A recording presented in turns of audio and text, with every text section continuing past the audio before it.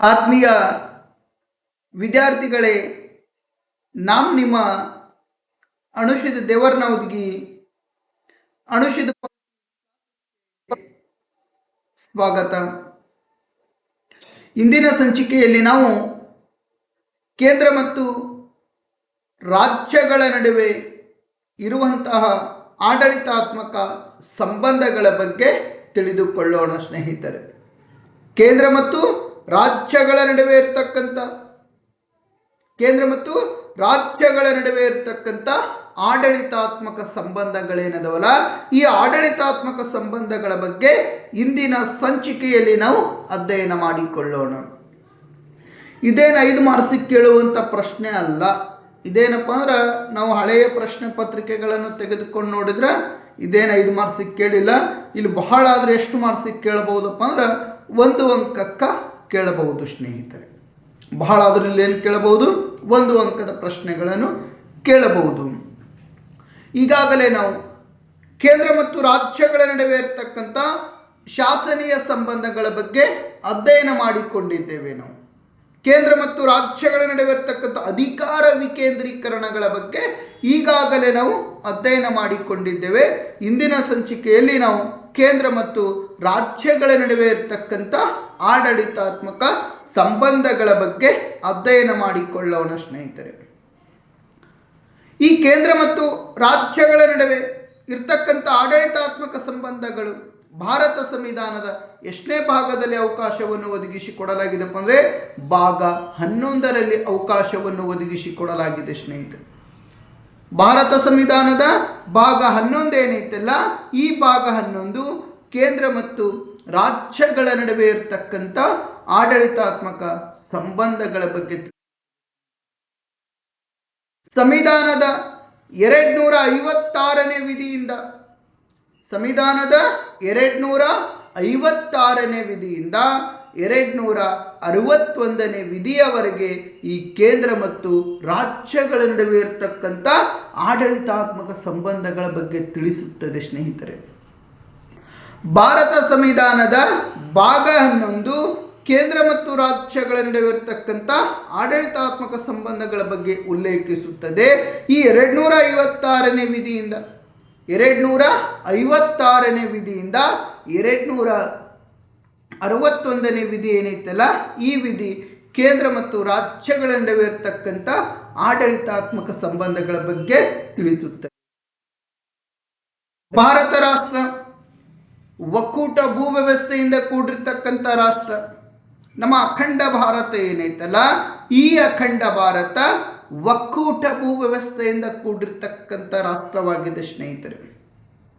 ಈ ಒಕ್ಕೂಟ ರಾಷ್ಟ್ರದಲ್ಲಿ ಏಕತೆ ತರಲು ದೃಷ್ಟಿಕೋನದಿಂದ ಈ ಒಕ್ಕೂಟ ರಾಷ್ಟ್ರದೊಳಗೆ ಐಕ್ಯತೆ ಮನೋಭಾವನೆಯನ್ನು ಮೂಡಿಸಲುಗೋಸ್ಕರ, ಸಮಗ್ರತೆ ಮನೋಭಾವನೆಯನ್ನು ಮೂಡಿಸಲುಗೋಸ್ಕರ ನಮ್ಮ ಸಂವಿಧಾನದ ಪ್ರಜಾಪ್ರಭುತ್ವ ಮೌಲ್ಯಗಳೇನಿದಾವಲ್ಲ, ಆ ಮೌಲ್ಯಗಳನ್ನು ಇನ್ನಷ್ಟು ಬಲಪಡಿಸಲುಗೋಸ್ಕರ ಕೇಂದ್ರ ಮತ್ತು ರಾಜ್ಯಗಳ ನಡುವೆ ಆಡಳಿತಾತ್ಮಕ ಸಂಬಂಧಗಳನ್ನು ಒದಗಿಸಿಕೊಡಲಾಗಿದೆ. ನಮ್ಮ ಭಾರತ ರಾಷ್ಟ್ರ ಒಕ್ಕೂಟ ಭಾರತ. ಈ ಒಕ್ಕೂಟ ಭಾರತದ ಪ್ರತಿಯೊಂದು ವ್ಯವಸ್ಥೆ ಒಳಗೆ ಏನಪ್ಪ ಅಂದ್ರೆ ಐಕ್ಯತೆ ಆಗಿರ್ಬೋದು, ಸಮಗ್ರತೆ ಭಾವನೆಗಳೇನದವಲ್ಲ, ಆ ಭಾವನೆಗಳ ಆ ಆಶಯಗಳೇನದವಲ್ಲ ಅವುಗಳನ್ನು ಬಲಪಡಿಸಲುಗೋಸ್ಕರ ಈ ಕೇಂದ್ರ ಮತ್ತು ರಾಜ್ಯಗಳ ನಡುವೆ ಏನಪ್ಪ ಅಂದ್ರೆ ಆಡಳಿತಾತ್ಮಕ ಸಂಬಂಧಗಳ ಬಗ್ಗೆ ಒದಗಿಸಿಕೊಡಲಾಗಿದೆ.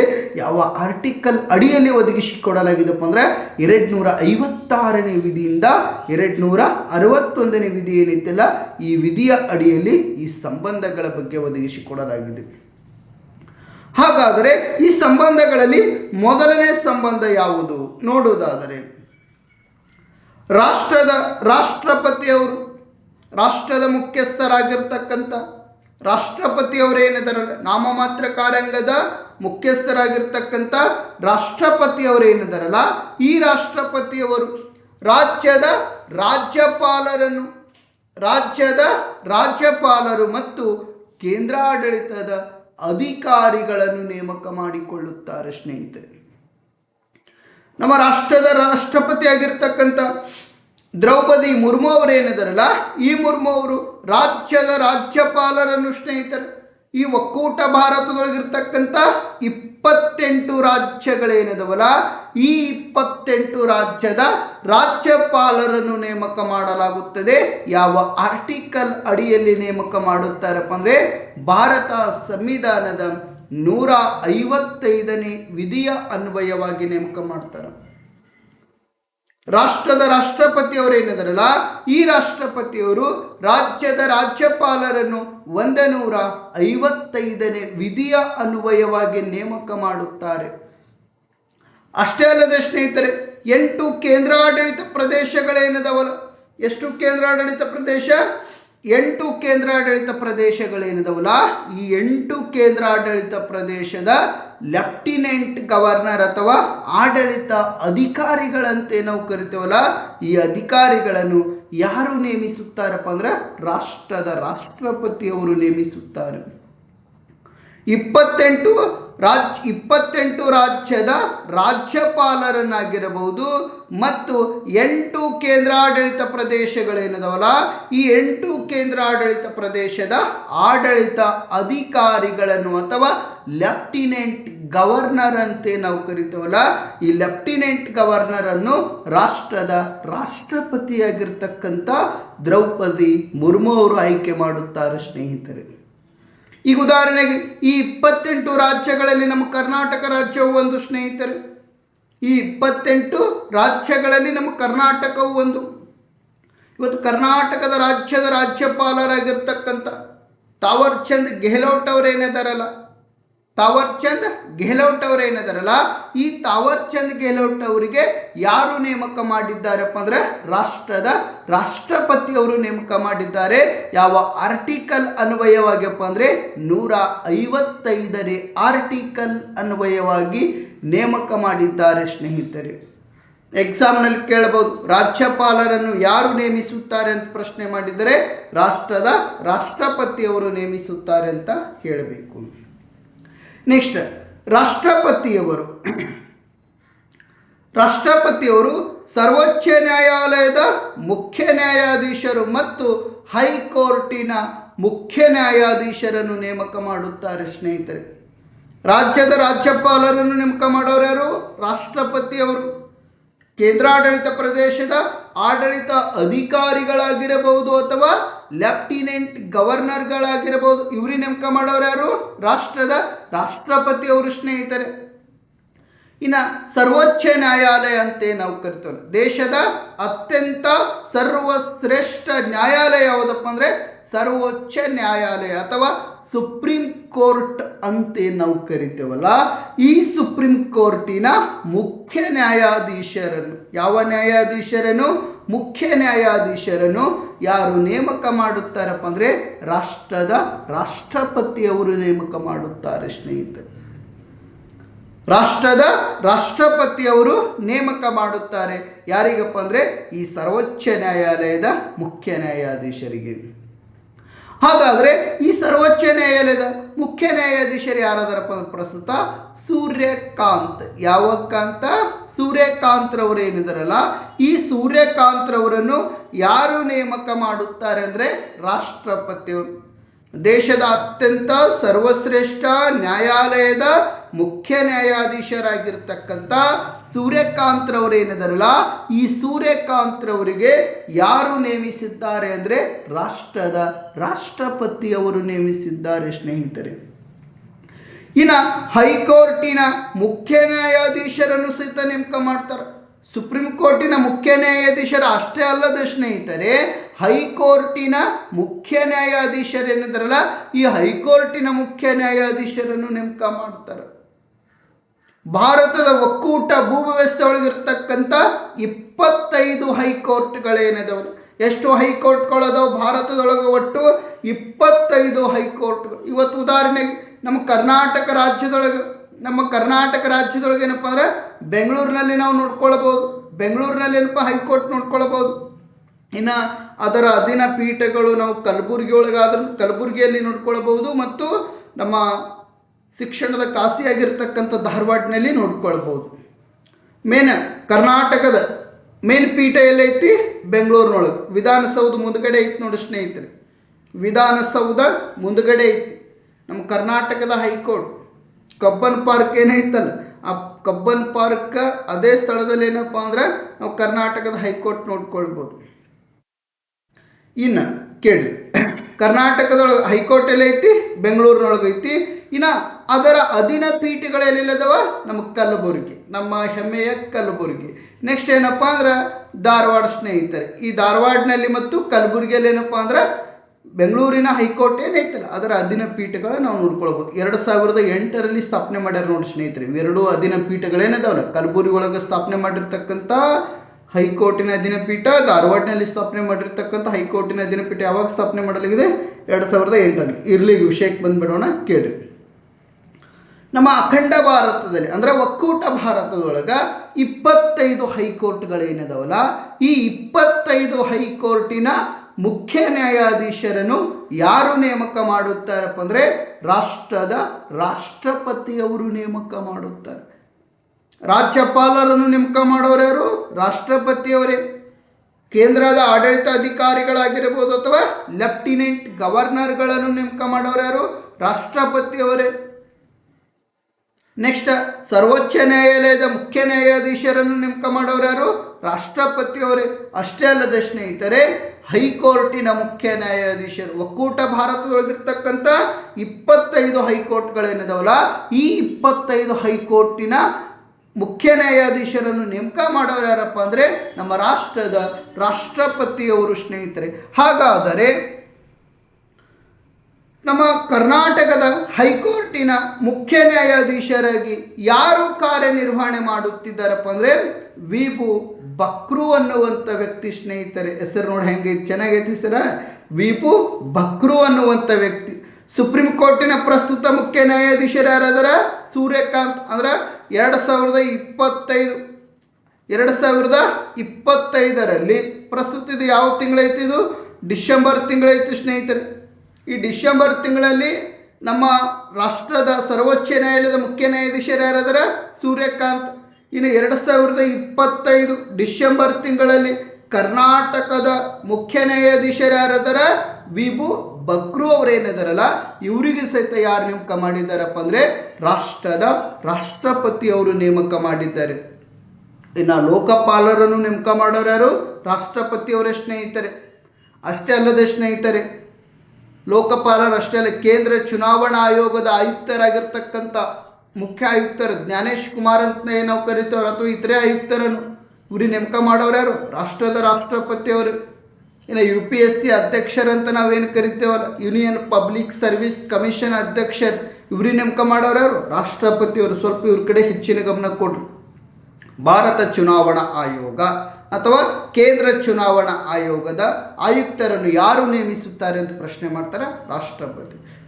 ಲೋಕಪಾಲರನ್ನು ಯಾರು ನೇಮಿಸುತ್ತಾರೆ ಅಂತ ಪ್ರಶ್ನೆ ಮಾಡಿದರೆ ರಾಷ್ಟ್ರಪತಿ. ಲೋಕಾಯುಕ್ತರು ಅಂದರೆ ರಾಜ್ಯಪಾಲರು ಬರ್ತಾರೆ ಸ್ನೇಹಿತರೆ. ಇನ್ನು KPSC ಅಧ್ಯಕ್ಷರನ್ನು ಯಾರು ನೇಮಕ ಮಾಡ್ತಾರೆ ಅಂದ್ರೆ ರಾಜ್ಯದ ರಾಜ್ಯಪಾಲರು. ಸ್ವಲ್ಪ ಏನಪ್ಪ ನೇಮಕ ಮಾಡಿಕೊಳ್ಳುವಂಥದ್ದು ವಿಷಯ ಏನೈತಲ್ಲ, ಇದರ ಕಡೆಗೆ ಸ್ವಲ್ಪ ಗಮನ ಕೊಡಿ. ಯಾಕಪ್ಪ ಅಂದರೆ ಇಲ್ಲಿ ಪ್ರಶ್ನೆಗಳನ್ನು ಮಾಡಿದ್ದಾರೆ. ರಾಜ್ಯಪಾಲರನ್ನು ಯಾರು ನೇಮಕ ಮಾಡ್ತಾರ? ಕೇಂದ್ರದ ಆಡಳಿತ ಅಧಿಕಾರಿಗಳನ್ನು ಯಾರು ನೇಮಕ ಮಾಡ್ತಾರ? ಸರ್ವೋಚ್ಚ ನ್ಯಾಯಾಲಯದ ಮುಖ್ಯ ನ್ಯಾಯಾಧೀಶರನ್ನು ಯಾರು ನೇಮಕ ಮಾಡ್ತಾರ? ಹೈಕೋರ್ಟಿನ ಮುಖ್ಯ ನ್ಯಾಯಾಧೀಶರನ್ನು ಯಾರು ನೇಮಕ ಮಾಡ್ತಾರ? ಅಷ್ಟೇ ಅಲ್ಲದ ಸ್ನೇಹಿತರೆ, ಕೇಂದ್ರ ಚುನಾವಣಾ ಆಯೋಗ ಅಥವಾ ಭಾರತ ಚುನಾವಣಾ ಆಯೋಗದ ಆಯುಕ್ತರನ್ನು ಯಾರು ನೇಮಕ ಮಾಡ್ತಾರ? UPSC ಅಧ್ಯಕ್ಷರನ್ನು ಯಾರು ನೇಮಕ ಮಾಡ್ತಾರ? JPSC ಅಧ್ಯಕ್ಷರನ್ನು ಯಾರು ನೇಮಕ ಮಾಡ್ತಾರೆ? ಈ ರೀತಿ ಪ್ರಶ್ನೆಗಳನ್ನು ಕೇಳ್ತಾರ. ಸ್ವಲ್ಪ ಏನಪ್ಪ ಅಂದರೆ ನೇಮಕ ಮಾಡಿಕೊಳ್ಳುವಂಥ ವಿಷಯಗಳಲ್ಲಿ ಸ್ವಲ್ಪ ಹೆಚ್ಚಿನ ಗಮನ ಕೊಡಿ. ಯಾಕಂದರೆ ಇಲ್ಲಿ 1 ಮಾರ್ಕ್ಸಿನ ಪ್ರಶ್ನೆ ಕೇಳ್ತಾರೆ ಅಂತ ಹೇಳಿ, 5 ಮಾರ್ಕ್ಸಿಗೆ ಕೇಳಂಗಿಲ್ಲ, ಇದು ಆಲ್ಮೋಸ್ಟ್ ಎಲ್ಲ 1 ಮಾರ್ಕ್ಸಿನ ಪ್ರಶ್ನೆ ಕೇಳ್ತಾರೆ. ನೆಕ್ಸ್ಟ್, ರಾಷ್ಟ್ರಪತಿ ಆಡಳಿತ ಜಾರಿಯಲ್ಲಿದ್ದಾಗ ಯಾವ ಪತಿ? ರಾಷ್ಟ್ರಪತಿ ಆಡಳಿತ ಅಥವಾ ರಾಜ್ಯ ತುರ್ತು ಪರಿಸ್ಥಿತಿ ಅಂತ ನಾವು ಕರಿತೇವಲ್ಲ, ರಾಜ್ಯ ತುರ್ತು ಪರಿಸ್ಥಿತಿ. ಈ ರಾಷ್ಟ್ರಪತಿ ಆಡಳಿತ ಜಾರಿಯಲ್ಲಿದ್ದಾಗ ರಾಜ್ಯದ ಮಸೂದೆಗಳಿಗೆ ರಾಷ್ಟ್ರಪತಿಯವರು ಒಪ್ಪಿಗೆ ಕೊಡುತ್ತಾರೆ ಸ್ನೇಹಿತರೆ. ಭಾರತ ಸಂವಿಧಾನದ 356ನೇ ವಿಧಿಯ ಅನ್ವಯವಾಗಿ, ಭಾರತ ಸಂವಿಧಾನದ 356ನೇ ವಿಧಿಯ ಅನ್ವಯವಾಗಿ ರಾಜ್ಯದೊಳಗ ರಾಜ್ಯಪಾಲರ ರಾಜ್ಯಪಾಲರ ಸಲಹೆ ಮೇರೆಗೆ ಏನು ಮಾಡ್ತಾರೆ ಅಂದರೆ ರಾಷ್ಟ್ರಪತಿಯವರು ರಾಜ್ಯದೊಳಗ ರಾಷ್ಟ್ರೀಯ ತುರ್ತು ರಾಷ್ಟ್ರಪತಿ ಆಳ್ವಿಕೆಯನ್ನು ಹೇರಿಕೆ ಮಾಡುತ್ತಾರೆ ಸ್ನೇಹಿತರೆ. ಭಾರತ ಸಂವಿಧಾನದ 356ನೇ ವಿಧಿಯ ಅನ್ವಯವಾಗಿ, ನಾ ಈಗಾಗಲೇ ಹಿಂದಿನ ಕ್ಲಾಸ್ ಒಳಗೆ ಹೇಳಿನಿ, ಭಾರತ ಸಂವಿಧಾನದ 352ನೇ ವಿಧಿಯ ಅನ್ವಯವಾಗಿ ರಾಷ್ಟ್ರೀಯ ತುರ್ತು ಪರಿಸ್ಥಿತಿ ಅಂತ ಹೇಳಿನಿ. 356ನೇ ವಿಧಿಯ ಅನ್ವಯವಾಗಿ ರಾಜ್ಯ ತುರ್ತು ಪರಿಸ್ಥಿತಿ ಅಥವಾ ರಾಷ್ಟ್ರಪತಿ ಆಳ್ವಿಕೆ ಅಂತ ಹೇಳಿ ನಾನು. ಭಾರತ ಸಂವಿಧಾನದ 360ನೇ ವಿಧಿಯ ಅನ್ವಯವಾಗಿ ಹಣಕಾಸಿನ ತುರ್ತು ಪರಿಸ್ಥಿತಿ ಅಥವಾ ಆರ್ಥಿಕ ತುರ್ತು ಪರಿಸ್ಥಿತಿ ಅಂತೂ ಹೇಳಲಾಗಿದೆ. ರಾಷ್ಟ್ರಪತಿ ಆಳ್ವಿಕೆ ಯಾವಾಗ ಹೇರಿಕೆ ಮಾಡ್ತಾರ, ರಾಷ್ಟ್ರೀಯ ತುರ್ತು ಪರಿಸ್ಥಿತಿ ಯಾವಾಗ ಹೇರಿಕೆ ಮಾಡ್ತಾರ, ಆರ್ಥಿಕ ತುರ್ತು ಪರಿಸ್ಥಿತಿ ಯಾವಾಗ ಹೇರಿಕೆ ಮಾಡ್ತಾರಂತ ಈಗಾಗಲೇ ನಾನು ಹಳೆಯ ವಿಡಿಯೋನಲ್ಲಿ ನೋಡಲಾಗಿದೆ. ಈಗೇನಪ್ಪ ಅಂದರೆ ಇಲ್ಲಿ ಕೇಂದ್ರ ಮತ್ತು ರಾಜ್ಯಗಳ ನಡುವೆ ಇರತಕ್ಕಂಥ ಆಡಳಿತಾತ್ಮಕ ಸಂಬಂಧಗಳಲ್ಲಿ ಸಹಿತ ಈ ರಾಷ್ಟ್ರಪತಿ ಆಡಳಿತ ಬರಲಾಗಿದೆ ಸ್ನೇಹಿತರೆ.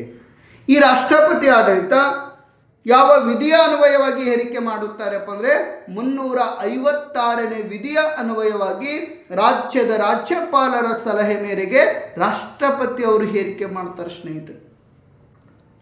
ರಾಜ್ಯದೊಳಗೆ ರಾಷ್ಟ್ರಪತಿ ಆಡಳಿತ ಜಾರಿಯಲ್ಲಿದ್ದಂಥ ಸಂದರ್ಭದಲ್ಲಿ ರಾಜ್ಯದ ಮಸೂದೆಗಳಿಗೆ ಯಾರ ಒಪ್ಪಿಗೆ ಕಡ್ಡಾಯವಾಗಿರುತ್ತದಪ್ಪ ಅಂದರೆ ರಾಷ್ಟ್ರಪತಿಯವರ ಒಪ್ಪಿಗೆ ಕಡ್ಡಾಯವಾಗಿರುತ್ತದೆ ಸ್ನೇಹಿತರೆ. ನಮ್ಮ ಕರ್ನಾಟಕ ರಾಜ್ಯದೊಳಗೆ ರಾಷ್ಟ್ರಪತಿ ಆಳ್ವಿಕೆ ಹೇರಿದ್ರಪ್ಪ ಅಂದ್ರೆ ಆ ಸಂದರ್ಭದೊಳಗೆ ನಮ್ಮ ರಾಜ್ಯಕ್ಕೆ ಸಂಬಂಧಪಟ್ಟಿರ್ತಕ್ಕಂಥ ಮಸೂದೆಗಳಿಗೆ ಅಥವಾ ಹಣಕಾಸಿನ ಮಸೂದೆಗಳಾಗಿರಬಹುದು, ಇವುಗಳಿಗೆ ಒಪ್ಪಿಗೆ ಯಾರು ಕೊಡ್ತಾರಪ್ಪ ಅಂದರೆ ಕಡ್ಡಾಯವಾಗಿ ರಾಷ್ಟ್ರಪತಿಯವರೇ ಒಪ್ಪಿಗೆ ಕೊಡ್ತಾರೆ ಸ್ನೇಹಿತರೆ. ನೆಕ್ಸ್ಟ್, ಕೇಂದ್ರ ಮತ್ತು ರಾಜ್ಯಗಳಲ್ಲಿ ಕಾರ್ಯನಿರ್ವಹಿಸುವಂಥ ಅಖಿಲ ಭಾರತ ಸೇವೆಗಳಿಗೆ ಅಧಿಕಾರಿಗಳನ್ನು ನೇಮಕ ಆಗಿರಬಹುದು, ಅವರಿಗೆ ತರಬೇತಿಗಳನ್ನಾಗಿರಬಹುದು ಅಥವಾ ಅವರ ಮೇಲೆ ಶಿಸ್ತು ಕ್ರಮಗಳನ್ನು ತೆಗೆದುಕೊಳ್ಳುವ ಅಧಿಕಾರ ಯಾರಿಗೈತಪ್ಪ ಅಂದರೆ ಕೇಂದ್ರ ಸರ್ಕಾರಕ್ಕೆ ಐತಿ ಸ್ನೇಹಿತರು. ಕೇಂದ್ರ ಮತ್ತು ರಾಜ್ಯಗಳಲ್ಲಿ ಕಾರ್ಯನಿರ್ವಹಿಸುವಂಥ ಅಖಿಲ ಭಾರತ ಸೇವೆಯ ಅಧಿಕಾರಿಗಳೇನಿದಾರಲ್ಲ, ಭಾರತ ಸಂವಿಧಾನದಲ್ಲಿ 312ನೇ ವಿಧಿಯ ಅನ್ವಯವಾಗಿ ಅಖಿಲ ಭಾರತ ಸೇವೆಗಳಿಗೆ ಅವಕಾಶವನ್ನು ಒದಗಿಸಿಕೊಡಲಾಗಿದೆ. ಇವತ್ತು ಭಾರತ ರಾಷ್ಟ್ರದೊಳಗೆ 3 ಅಖಿಲ ಭಾರತ ಸೇವೆಗಳನ್ನು ನಾವು ಕಂಡುಕೊಳ್ತೇವೆ ಸ್ನೇಹಿತರೆ. ಇವತ್ತು IAS ಅನ್ನುವಂಥದ್ದು ಇದು ಸಹಿತ ಅಖಿಲ ಭಾರತ ಸೇವೆ. ಇನ್ನು IFS ಅನ್ನುವಂಥದ್ದು ಇದು ಸಹಿತ ಅಖಿಲ ಭಾರತ ಸೇವೆ.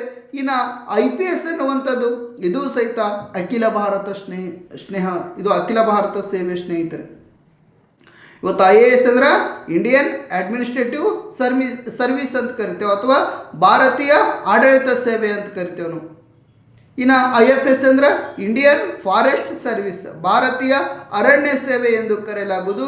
ಇನ್ನು IPS ಅಂದ್ರೆ ಇಂಡಿಯನ್ ಪೊಲೀಸ್ ಸರ್ವಿಸ್ ಅಂತ ಕರಿತೇವೆ, ಅಂದ್ರೆ ಭಾರತೀಯ ಪೊಲೀಸ್ ಸೇವೆ ಅಂತಲೂ ಸಹಿತ ಕರೆಯಲಾಗುವುದು. ವಿಸ್ತರಿಸಿ ಅಂತ ಬಹಳ ಸಲ ಕೇಳಿರ್ತಕ್ಕಂಥ ಪ್ರಶ್ನೆ ನೋಡಿ ಸ್ನೇಹಿತರೆ. ಈ ಅಖಿಲ ಭಾರತ ಸೇವೆಯ ಅಧಿಕಾರಿಗಳೇನಿದಾರಲ್ಲ, ಇವ್ರಿಗೆ ನೇಮಕ ಮಾಡೋರು ಯಾರು? ಕೇಂದ್ರ ಸರ್ಕಾರ. ಇವ್ರಿಗೆ ತರಬೇತಿ ಕೊಡೋರು ಯಾರು? ಕೇಂದ್ರ ಸರ್ಕಾರ. ಇವರು ಏನಾದರೂ ತಪ್ಪುಗಳನ್ನು ಮಾಡಿದಂಥ ಸಂದರ್ಭದಲ್ಲಿ ಅಥವಾ ಸಂವಿಧಾನ ಮೀರಿ ಕೆಲವೊಂದಿಷ್ಟು ಕಾರ್ಯಗಳನ್ನು ಮಾಡಿದಂಥ ಸಂದರ್ಭದಲ್ಲಿ ಅಥವಾ ನಾಗರಿಕರ ಜೊತೆ ಅನುಚಿತ ವರ್ತನೆ ತೋರಿದಂಥ ಸಂದರ್ಭದಲ್ಲಿ, ಅಷ್ಟೇ ಅಲ್ಲದೆ ಸ್ನೇಹಿತರೆ, ಸರಿಯಾದ ರೀತಿಯಲ್ಲಿ ಜವಾಬ್ದಾರಿಯುತವಾಗಿ ಯಾವುದೇ ರೀತಿ ಕಾರ್ಯನಿರ್ವಹಣೆ ಮಾಡದೇ ಇರುವಂಥ ಸಂದರ್ಭದಲ್ಲಿ ಈ ಅಖಿಲ ಭಾರತ ಸೇವೆಯ ಅಧಿಕಾರಿಗಳ ಮೇಲೆ ಶಿಸ್ತು ಕ್ರಮಗಳನ್ನು ತೆಗೆದುಕೊಳ್ಳುವಂಥ ಅಧಿಕಾರ ಯಾರಿಗಿತ್ತಪ್ಪ ಅಂದ್ರೆ ಇದೇ ಕೇಂದ್ರ ಸರ್ಕಾರಕ್ಕೆ ಐತಿ ಸ್ನೇಹಿತರೆ. ಇದೇ ಕೇಂದ್ರ ಸರ್ಕಾರಕ್ಕೆ ಐತಿ. ಇವ್ರಿಗೆ ನೇಮಕ ಮಾಡೋರು ಯಾರು? ಕೇಂದ್ರ ಸರ್ಕಾರ. ಇವ್ರಿಗೆ ತರಬೇತಿ, ಈಗ ಉದಾಹರಣೆಗೆ ನೀವೊಂದು ವೇಳೆ IAS ಅಧಿಕಾರಿ ಆದ ಅಂತ ತಿಳ್ಕೋಪ್ಪ ನೀನು. ಈಗ ಉದಾಹರಣೆಗೆ ನೀ IAS ಅಧಿಕಾರಿ ಆದಿ. ನೀ IAS ಅಧಿಕಾರಿ ಆದಪ್ಪ ಅಂದ್ರೆ ನಿನಗೆಲ್ಲಿ ತರಬೇತಿ ಕೊಡ್ತಾರೆ? ಉತ್ತರಾಖಂಡ ರಾಜ್ಯದ ಮಸ್ಸೂರಿ ಒಳಗಿರ್ತಕ್ಕಂಥ ಲಾಲ್ ಬಹದ್ದೂರ್ ಶಾಸ್ತ್ರಿ ಅಕಾಡೆಮಿಯಲ್ಲಿ ತರಬೇತಿ ಕೊಡ್ತಾರೆ ಸ್ನೇಹಿತರೆ.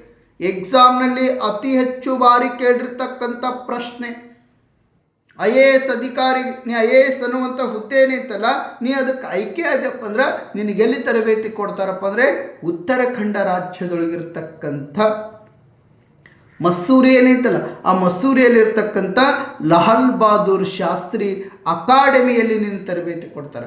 ಒಂದು ವೇಳೆ ನೀನು IPS ಆದೆ ಅಂತ ತಿಳ್ಕೊಂಡ್ಬಿಡು, ಇಂಡಿಯನ್ ಪೊಲೀಸ್ ಸರ್ವಿಸ್ ಹುದ್ದೆಗೆ ಆಯ್ಕೆ ಆದಿ, ಭಾರತೀಯ ಪೊಲೀಸ್ ಸೇವೆಗೆ ನೀನು ಆಯ್ಕೆ ಆದಿ, ಅವಾಗ ನಿನಗೆ ಎಲ್ಲಿ ತರಬೇತಿ ಕೊಡ್ತಾರ? ನಮ್ಮ ಹೈದರಾಬಾದ್ನಲ್ಲಿರ್ತಕ್ಕಂಥ ಸರ್ದಾರ್ ವಲ್ಲಭಾಯಿ ಪಟೇಲ್ ಪೊಲೀಸ್ ಅಕಾಡೆಮಿ ಏನೈತಲ್ಲ, ಈ ಸರ್ದಾರ್ ವಲ್ಲಭಾಯಿ ಪಟೇಲ್ ಪೊಲೀಸ್ ಅಕಾಡೆಮಿ ಏನೈತಲ್ಲ, ಈ ಅಕಾಡೆಮಿಯಲ್ಲಿ ನಿನಗೆ ತರಬೇತಿ ಕೊಡ್ತಾರೆ ಸ್ನೇಹಿತರೆ. ತರಬೇತಿ ಕೊಟ್ಟು ನಿನಗೇನಪ್ಪ ಅಂದರೆ ಕೆಲಸ ಮಾಡೋದಕ್ಕೆ ಬಿಡ್ತಾರೆ. ನೀ ಕೇಂದ್ರದಲ್ಲಿ ಆದರೂ ಕೆಲಸ ಮಾಡ್ಬೋದು. ಈ ಕರ್ನಾಟಕದ ಕೆಲವೊಂದಿಷ್ಟು ಜನ ಏನಪ್ಪ ಅಂದ್ರೆ IPS ಹುದ್ದೆಗಳಿಗೆ ಆಯ್ಕೆಯಾಗಿರ್ತಾರೆ. ಕರ್ನಾಟಕದ ವ್ಯಕ್ತಿಗಳು IPS ಹುದ್ದೆಗೆ ಆಯ್ಕೆಯಾಗಿರ್ತಾರೆ. ಅವರು ಕರ್ನಾಟಕದಲ್ಲಿ ಆದರೂ ಕೆಲಸ ಮಾಡ್ಬೋದು, ಮಹಾರಾಷ್ಟ್ರದಲ್ಲಿ ಆದರೂ ಕೆಲಸ ಮಾಡ್ಬೋದು, UP ಯಲ್ಲಿ ಆದರೂ ಕೆಲಸ ಮಾಡ್ಬೋದು, ಮಧ್ಯಪ್ರದೇಶದಲ್ಲಿ ಆದರೂ ಕೆಲಸ ಮಾಡ್ಬೋದು, ಆಂಧ್ರ ಪ್ರದೇಶದಲ್ಲಿ ಆದರೂ ಕೆಲಸ ಮಾಡ್ಬೋದು, ತೆಲಂಗಾಣದಲ್ಲಿ, ಒಟ್ಟು ನೀ 28 ರಾಜ್ಯಗಳೇನು ಎಲ್ಲಿ ಬೇಕಾದಲ್ಲಿ ನೀನು ಕೆಲಸ ಮಾಡ್ಬೋದು, ಅವಕಾಶ ಕೊಡ್ತಾರೆ. ಅಂದರೆ ಕೇಂದ್ರದಲ್ಲಿ ಆದರೂ ಕೆಲಸ ಮಾಡ್ಬೋದು, ರಾಜ್ಯಗಳಲ್ಲಾದರೂ ಕೆಲಸ ಮಾಡ್ಬೋದು, ರಾಜ್ಯಗಳಲ್ಲಾದರೂ ಕೆಲಸ ಮಾಡುವುದಕ್ಕೆ ಅವಕಾಶವನ್ನು ಒದಗಿಸಿಕೊಡಲಾಗುತ್ತದೆ ಸ್ನೇಹಿತರೆ. ಈ ಅಖಿಲ ಭಾರತ ಸೇವೆಗಳಿಗೆ ಸಂಬಂಧಿಸಿದ ಆರ್ಟಿಕಲ್ ಎಷ್ಟು? 312. ಇದು ಸಹಿತ ಎಕ್ಸಾಮ್ನಾಗ ಕೇಳ. ಅಖಿಲ ಭಾರತ ಸೇವೆಗಳಿಗೆ ನೇಮಕ ಮಾಡೋರು ಯಾರು? ಕೇಂದ್ರ ಸರ್ಕಾರ. ಇನ್ನು ಅವ್ರಿಗೆ ತರಬೇತಿ ಕೊಡೋರು ಯಾರು? ಕೇಂದ್ರ ಸರ್ಕಾರ. IAS ದವ್ರಿಗೆ ಎಲ್ಲಿ ತರಬೇತಿ ಕೊಡ್ತಾರ? ಲಾಲ್ ಬಹದ್ದೂರ್ ಶಾಸ್ತ್ರಿ ಅಕಾಡೆಮಿ, ಮಸ್ಸೂರಿ. ಇನ್ನು IPS ದವ್ರಿಗೆ ಎಲ್ಲಿ ತರಬೇತಿ ಕೊಡ್ತಾರ ನೋಡುವುದಾದರೆ, ಈ IPS ದವ್ರಿಗೆ ಎಲ್ಲಿ ತರಬೇತಿ ಕೊಡ್ತಾರ? ಹೈದರಾಬಾದ್ನಲ್ಲಿ ಸರ್ದಾರ್ ವಲ್ಲಭಾಯಿ ಪಟೇಲ್ ಪೊಲೀಸ್ ಅಕಾಡೆಮಿ ಅಲ್ಲಿ ತರಬೇತಿ ಕೊಡ್ತಾರೆ. ನೀವೇನಾದರೂ ಸಂವಿಧಾನ ಮೀರಿ ವರ್ತನೆ ಮಾಡಿದ್ರ ಆ ಸಂದರ್ಭದಲ್ಲಿ ನಿಮಗೆ ಶಿಸ್ತು ಕ್ರಮಗಳನ್ನು ತೆಗೆದುಕೊಳ್ಳುವಂಥ ಅಧಿಕಾರ ಯಾರಿಗಿತ್ತಪ್ಪ ಅಂದರೆ ಇದೇ ಕೇಂದ್ರ ಸರ್ಕಾರಕ್ಕೆ ಐತಿ ಸ್ನೇಹಿತರೆ. ಇನ್ನು ನೆಕ್ಸ್ಟ್, ದೇಶದಲ್ಲಿ ರಾಷ್ಟ್ರೀಯ ಏಕತೆ ಆಗಿರಬಹುದು, ರಕ್ಷಣೆ, ಸಾರಿಗೆ ಸಂಪರ್ಕ, ಕಾನೂನು ಮತ್ತು ಸುವ್ಯವಸ್ಥೆ ಹಾಗೂ ರೈತ ಮತ್ತು ರಾಷ್ಟ್ರೀಯ ಹೆದ್ದಾರಿ ಮುಂತಾದ ವಿಷಯಗಳ ಕುರಿತಾಗಿ ರಾಜ್ಯ ಸರ್ಕಾರಕ್ಕೆ ಕೇಂದ್ರ ಸರ್ಕಾರ ಆದೇಶ ನೀಡುವ ಅಧಿಕಾರವನ್ನು ಹೊಂದಿದೆ. ರಾಷ್ಟ್ರದೊಳಗೆ ನಾವು ಏಕತೆಯನ್ನು ಸೃಷ್ಟಿ ಮಾಡಬೇಕಾದ್ರೆ, ರಾಷ್ಟ್ರದೊಳಗೆ ನಾವು ಸಮಗ್ರತೆಯನ್ನು ಸೃಷ್ಟಿ ಮಾಡಬೇಕಾದ್ರೆ, ರಾಷ್ಟ್ರವನ್ನು ನಾವು ರಕ್ಷಣೆ ಮಾಡಿಕೊಳ್ಬೇಕಾದ್ರೆ ರಾಷ್ಟ್ರದ ಹಿತದೃಷ್ಟಿಯಿಂದ ಸ್ನೇಹಿತರೆ, ರಾಷ್ಟ್ರವನ್ನು ನಾವು ಇನ್ನಷ್ಟು ಅಭಿವೃದ್ಧಿಶೀಲ ರಾಷ್ಟ್ರವನ್ನಾಗಿ ಮಾಡಬೇಕಾದ್ರೆ ನಮ್ಮ ಕೇಂದ್ರ ಸರ್ಕಾರ ಏನೈತಲ್ಲ, ಈ ಕೇಂದ್ರ ಸರ್ಕಾರ ರಾಷ್ಟ್ರದ ಹಿತದೃಷ್ಟಿಯಿಂದ ಕೆಲವೊಂದಿಷ್ಟು ರಕ್ಷಣೆಗೆ ಸಂಬಂಧಪಟ್ಟಿರ್ತಕ್ಕಂಥ ವಿಷಯಗಳಾಗಿರಬಹುದು. ಅಷ್ಟೇ ಅಲ್ಲದೆ ಸ್ನೇಹಿತರೆ, ಸಾರಿಗೆ ಸಂಪರ್ಕಕ್ಕೆ ಸಂಬಂಧಪಟ್ಟಿರ್ತಕ್ಕಂಥ ವಿಷಯಗಳಾಗಿರಬಹುದು, ಇನ್ನು ಕಾನೂನು ಮತ್ತು ಸುವ್ಯವಸ್ಥೆಗೆ ಸಂಬಂಧಪಟ್ಟಿರ್ತಕ್ಕಂಥ ವಿಷಯಗಳಾಗಿರಬಹುದು, ರೈತರಿಗೆ ಸಂಬಂಧಪಟ್ಟಿರ್ತಕ್ಕಂಥ ವಿಷಯಗಳಾಗಿರಬಹುದು. ಅಷ್ಟೇ ಅಲ್ಲದೆ ಸ್ನೇಹಿತರೆ, ರಾಷ್ಟ್ರೀಯ ಹೆದ್ದಾರಿಗೆ ಸಂಬಂಧಪಟ್ಟಿರ್ತಕ್ಕಂಥ ವಿಷಯಗಳಾಗಿರಬಹುದು. ಈ ವಿಷಯಗಳ ಕುರಿತಾಗಿ ರಾಜ್ಯ ಸರ್ಕಾರಕ್ಕೆ ಕೇಂದ್ರ ಸರ್ಕಾರ ಆದೇಶ ನೀಡುವಂಥ ಅಧಿಕಾರವನ್ನು ಹೊಂದಿದೆ ಸ್ನೇಹಿತರೆ. ಕೇಂದ್ರ ಸರ್ಕಾರ ಏನೈತಲ್ಲ, ನಮ್ಮ ಪ್ರಸ್ತುತ ನರೇಂದ್ರ ಮೋದಿ ನೇತೃತ್ವದ ಸರ್ಕಾರ ಏನೈತಲ್ಲ, ಈ ನರೇಂದ್ರ ಮೋದಿ ನೇತೃತ್ವದ ಸರ್ಕಾರ ಏನಪ್ಪ ಅಂದ್ರೆ ರಾಜ್ಯ ಸರ್ಕಾರಕ್ಕೆ, ಅಂದ್ರೆ ಸಿದ್ದರಾಮಯ್ಯನವರ ನೇತೃತ್ವದ ರಾಜ್ಯ ಸರ್ಕಾರಕ್ಕೆ ಏನೈತಲ್ಲ, ಈ ರಾಜ್ಯ ಸರ್ಕಾರಕ್ಕೆ ಆದೇಶ ನೀಡುವಂಥ ಅಧಿಕಾರ ಯಾವುದು ಹೊಂದೈತಪ್ಪ ಅಂದ್ರೆ ನಮ್ಮ ಕೇಂದ್ರ ಸರ್ಕಾರ ಹೊಂದಿದೆ ಸ್ನೇಹಿತರೆ. ಯಾವ ಯಾವ ವಿಷಯಗಳಿಗೆ ಸಂಬಂಧಿಸಿದಪ್ಪ ಅಂದರೆ ರಕ್ಷಣೆಗೆ ಸಂಬಂಧಪಟ್ಟಿರ್ತಕ್ಕಂಥ ವಿಷಯಗಳು, ಸಾರಿಗೆ ಸಂಪರ್ಕಕ್ಕೆ ಸಂಬಂಧಪಟ್ಟಿರ್ತಕ್ಕಂಥ ವಿಷಯಗಳು, ಕಾನೂನು ಮತ್ತು ಸುವ್ಯವಸ್ಥೆಗೆ ಸಂಬಂಧಪಟ್ಟಿರ್ತಕ್ಕಂಥ ವಿಷಯಗಳು, ರೈತರಿಗೆ ಸಂಬಂಧಪಟ್ಟಿರ್ತಕ್ಕಂಥ ವಿಷಯಗಳು ಮತ್ತು ರಾಷ್ಟ್ರೀಯ ಹೆದ್ದಾರಿಗಳಿಗೆ ಸಂಬಂಧಪಟ್ಟಿರ್ತಕ್ಕಂಥ ವಿಷಯಗಳೇನದವಲ್ಲ ಅಥವಾ ಇನ್ನಿತರೆ ವಿಷಯಗಳೇನದವಲ್ಲ, ಈ ಎಲ್ಲ ವಿಷಯಗಳಿಗೆ ರಾಜ್ಯ ಸರ್ಕಾರಕ್ಕೆ ಕೇಂದ್ರ ಸರ್ಕಾರ ಆದೇಶ ನೀಡುವಂಥ ಅಧಿಕಾರವನ್ನು ಹೊಂದಿದೆ ಸ್ನೇಹಿತರೆ. ನೆಕ್ಸ್ಟ್, 301ನೇ ವಿಧಿಯಿಂದ 305ನೇ ವಿಧಿಯ ಅನ್ವಯವಾಗಿ ರಾಜ್ಯಗಳ ಸಂಬಂಧಗಳಿಗಾಗಿ ಅಂತಾರಾಷ್ಟ್ರೀಯ ವಾಣಿಜ್ಯ ಆಯೋಗವನ್ನು ನೇಮಿಸುವ ಅಧಿಕಾರವನ್ನು ಹೊಂದಿದೆ. ರಾಜ್ಯಗಳ ನಡುವೆ ಸಂಬಂಧಗಳನ್ನು ಕಲ್ಪಿಸಿಕೊಡಲಿಗೋಸ್ಕರ ಭಾರತದ ಒಕ್ಕೂಟ ಭೂವ್ಯವಸ್ಥೆ ಒಳಗೆ 28 ರಾಜ್ಯಗಳೇನಿದಾವಲ್ಲ, ಈ 28 ರಾಜ್ಯಗಳಿಗೆ ಸಂಬಂಧಗಳನ್ನು ಕಲ್ಪಿಸಿಕೊಳ್ಳಲುಗೋಸ್ಕರ ಇವತ್ತು ಅಂತಾರಾಷ್ಟ್ರೀಯ ವಾಣಿಜ್ಯ ಆಯೋಗವನ್ನು ನೇಮಿಸುವಂಥ ಅಧಿಕಾರ ಯಾರಿಗೈತಪ್ಪ ಅಂದ್ರೆ ಇದೇ ಕೇಂದ್ರ ಸರ್ಕಾರಕ್ಕೆ ಐತಿ ಸ್ನೇಹಿತರೆ. ಯಾವ ಆರ್ಟಿಕಲ್ ಅನ್ವಯವಾಗಿ ಸ್ಥಾಪನೆ ಮಾಡಿಕೊಳ್ತಾರಪ್ಪ ಅಂದರೆ ಈ ಭಾರತ ಸಂವಿಧಾನದ 301ನೇ ವಿಧಿಯಿಂದ 305ನೇ ವಿಧಿಯ ಅನ್ವಯವಾಗಿ ಈ ಅಂತಾರಾಷ್ಟ್ರೀಯ ವಾಣಿಜ್ಯ ಆಯೋಗವನ್ನು ನೇಮಕ ಮಾಡಿಕೊಳ್ಳುತ್ತಾರೆ. ನೆಕ್ಸ್ಟ್ ಏನಪ್ಪ ಅಂದರೆ ಯೋಜನಾ ಆಯೋಗದ ಮೂಲಕ ರಾಜ್ಯಗಳನ್ನು ಅಭಿವೃದ್ಧಿಪಡಿಸುವಂತೆ ಕೇಂದ್ರ ಸರ್ಕಾರಕ್ಕೆ ರಾಜ್ಯ ಸರ್ಕಾರಗಳು ನಿರ್ದೇಶನ ನೀಡುತ್ತವೆ ಸ್ನೇಹಿತರೆ. ಯೋಜನಾ ಆಯೋಗ ಏನೈತಲ್ಲ, ಯೋಜನಾ ಆಯೋಗದ ಮೂಲಕ ರಾಜ್ಯಗಳನ್ನು ಅಭಿವೃದ್ಧಿಪಡಿಸುವಂತೆ ಯಾವುದಾದರೂ ರಾಜ್ಯ ಬಡತನದಿಂದ ಬಳಲುತ್ತಿದ್ದಾರೆ, ಯಾವುದಾದರೂ ರಾಜ್ಯ ಅನಕ್ಷರತೆಯಿಂದ ಬಳಲುತ್ತಿದ್ದಾರೆ, ಯಾವುದಾದರೂ ರಾಜ್ಯ ಮೂಲಭೂತ ಸೌಕರ್ಯಗಳಿಂದ ವಂಚಿತರಾಗಿದ್ದರೆ ಅಂತಹ ಸಂದರ್ಭದಲ್ಲಿ ಕೇಂದ್ರ ಸರ್ಕಾರ ಏನೈತಲ್ಲ ಈ ಕೇಂದ್ರ ಸರ್ಕಾರ ಯೋಜನಾ ಆಯೋಗದ ಮೂಲಕ ರಾಜ್ಯಗಳನ್ನು ಅಭಿವೃದ್ಧಿಪಡಿಸುವಂತೇನಪ್ಪ ಅಂದರೆ ರಾಜ್ಯ ಸರ್ಕಾರಕ್ಕೆ ನಿರ್ದೇಶನ ನೀಡುತ್ತದೆ ಸ್ನೇಹಿತರೆ. ಅಷ್ಟೇ ಅಲ್ಲದೆ ದೇಶದ ತೀವ್ರತರ ಆಗಿರಬಹುದು ಮತ್ತು ಸಮತೋಲನ ಪ್ರಗತಿಯನ್ನು ಕಾಯ್ದುಕೊಳ್ಳಲುಗೋಸ್ಕರ ರಾಷ್ಟ್ರೀಯ ಅಭಿವೃದ್ಧಿ ಮಂಡಳಿಯನ್ನು ಸ್ಥಾಪನೆ ಮಾಡಿಕೊಳ್ಳಲಾಗಿದೆ ಸ್ನೇಹಿತರೆ. ಯಾವ ಅಭಿವೃದ್ಧಿ ಮಂಡಳಿ? ರಾಷ್ಟ್ರೀಯ ಅಭಿವೃದ್ಧಿ ಮಂಡಳಿಯನ್ನು ಸ್ಥಾಪನೆ ಮಾಡಲಾಗಿದೆ.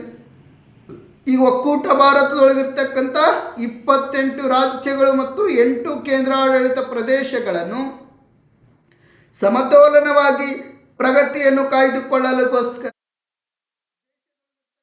ಒಂದಿಷ್ಟು ತೀವ್ರತರ ವ್ಯವಸ್ಥೆಗಳೇನದವಲ್ಲ ಅವುಗಳನ್ನು ತಡೆಗಟ್ಟಲುಗೋಸ್ಕರ ಈ ರಾಷ್ಟ್ರೀಯ ಅಭಿವೃದ್ಧಿ ಮಂಡಳಿಯನ್ನು ಸ್ಥಾಪನೆ ಮಾಡಲಾಗಿದೆ ಸ್ನೇಹಿತರೆ. ಅಷ್ಟೇ ಅಲ್ಲದೆ 1960ರಲ್ಲಿ ರಾಷ್ಟ್ರೀಯ ಏಕತಾ ಸಮಿತಿಯನ್ನು ರಚಿಸಲಾಗಿದೆ. ಎಕ್ಸಾಮ್ನಲ್ಲಿ ಅತಿ ಹೆಚ್ಚು ಬಾರಿ ಕೇಳಿರ್ತಕ್ಕಂಥ ಪ್ರಶ್ನೆ ಎಷ್ಟು ಅಂಕಕ್ಕೆಪ್ಪ ಅಂದರೆ 1 ಅಂಕಕ್ಕೆ. ರಾಷ್ಟ್ರೀಯ ಏಕತಾ ಸಮಿತಿಯನ್ನು ಯಾವಾಗ ಸ್ಥಾಪಿಸಲಾಯಿತು ಅಂತ ಪ್ರಶ್ನೆ ಮಾಡ್ತಾರೆ. 1961ರಲ್ಲಿ ಸ್ಥಾಪಿಸಲಾಯಿತು.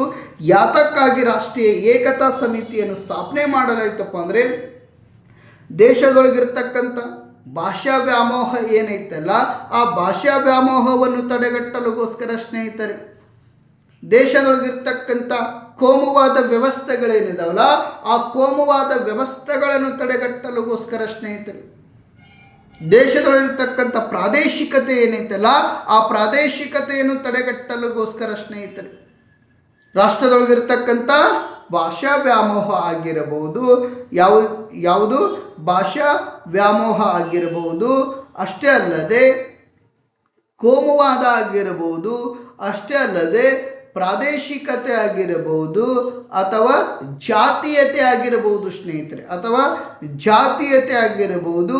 ಈ ಎಲ್ಲ ವ್ಯವಸ್ಥೆಗಳನ್ನು ತಡೆಗಟ್ಟಲುಗೋಸ್ಕರ ಈ ರಾಷ್ಟ್ರೀಯ ಏಕತಾ ಸಮಿತಿ ಅಥವಾ ರಾಷ್ಟ್ರೀಯ ಐಕ್ಯತೆ ಸಮಿತಿ ಅಂತಲೂ ಸಹಿತ ಕರೆಯುತ್ತಾರೆ. ಏಕತಾ ಸಮಿತಿ ಅಂದ್ರೆ ಒಂದೇ, ರಾಷ್ಟ್ರೀಯ ಐಕ್ಯತೆ ಸಮಿತಿ ಅಂದರೂ ಒಂದೇ ಸ್ನೇಹಿತರೆ. ಈ ರಾಷ್ಟ್ರೀಯ ಐಕ್ಯತೆ ಸಮಿತಿ ಯಾವಾಗ ಸ್ಥಾಪನೆ ಮಾಡಲಾಯಿತು ಅಂದರೆ 1961ರಲ್ಲಿ ಸ್ಥಾಪನೆ ಮಾಡಲಾಯಿತು ಸ್ನೇಹಿತರೆ. ಇದು ಸಹಿತ ಎಕ್ಸಾಮ್ನಲ್ಲಿ ಕೇಳಿರ್ತಕ್ಕಂಥ ಪ್ರಶ್ನೆ.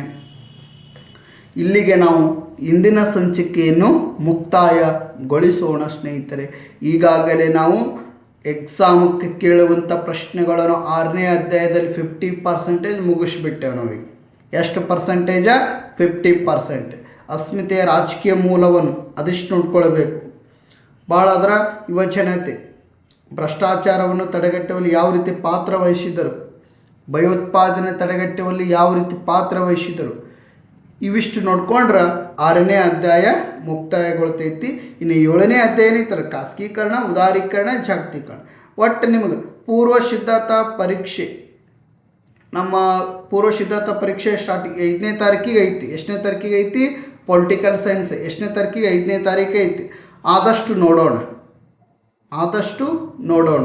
ಯಾಕಪ್ಪ ಅಂದ್ರೆ ಈಗ ಆಲ್ಮೋಸ್ಟ್ ಆದಷ್ಟು ನಿಮ್ಗೆ 5ನೇ ತಾರೀಕು ಒಳಗಡೆ ಆಯಿತು ಓಕೆ. ಇಲ್ಲಪ್ಪ ಅಂದ್ರೆ ಏನು ಮಾಡೋಣ ಅಂದ್ರೆ ಮುಂದಿನ ದಿನಮಾನಗಳು. ಒಟ್ಟು ನಿಮಗೆ ಎನ್ಯುವಲ್ ಎಕ್ಸಾಮ್ ಎಷ್ಟನೇ ತಾರೀಕು ಅದಾವೆ? ಎನ್ಯುವಲ್ ಎಕ್ಸಾಮ್ ಫೆಬ್ರವರಿ 28 ಅವಪ್ಪ ಅಂದ್ರೆ ನಿಮ್ಮ ಜನವರಿ 15ನೇ ತಾರೀಕು 15ನೇ ತಾರೀಕು ಒಳಗೆ ನಮ್ಮ ಸಂಕ್ರಮಣ ಏನೈತಲ್ಲ, ಸಂಕ್ರಮಣ ಒಳಗಡೆ ಏನಪ್ಪ ಅಂದ್ರೆ ಇಡೀ ಸಿಲೆಬಸ್ ಮುಗಿಸ್ಬಿಡೋಣ. ಇಡೀ ಸಿಲೆಬಸ್ ಮುಗಿಸಿ ಏನು ಮಾಡೋಣ, ನಿಮ್ಮ ಮತ್ತೆ ಬೇಕಾದ್ರೆ ಕೆಲವೊಂದಿಷ್ಟು ಪ್ರಶ್ನೆ ಪತ್ರಿಕೆಗಳನ್ನು ಬಿಡಿಸೋಣ. ಪ್ರಶ್ನೆ ಪತ್ರಿಕೆ ಔಟ್ ಆಫ್ ಔಟ್ ಯಾವ ರೀತಿ ಮಾಡಬೇಕು, ಕೆಲವೊಂದಿಷ್ಟು ಏನಪ್ಪ ಅಂದ್ರೆ ಎಕ್ಸಾಮ್ನಲ್ಲಿ ಯಾವ ರೀತಿ ಬರೀಬೇಕು, ಒಂದು ವೇಳೆ ಪ್ರಶ್ನೆಗಳನ್ನು ಗೊತ್ತಿಲ್ಲಪ್ಪ ಆ ಪ್ರಶ್ನೆಗಳಿಗೆ ಉತ್ತರ ಯಾವ ರೀತಿ, ಒಟ್ಟು ಖಾಲಿ ಬಿಡಲಾರ್ದಂಗೆ ಎಲ್ಲ ವ್ಯವಸ್ಥೆ ಏನಪ್ಪ ನಿಮ್ಗೆ ತಿಳಿ ಹೇಳುವಂಥ ಪ್ರಯತ್ನ ಮಾಡ್ತೀನಿ.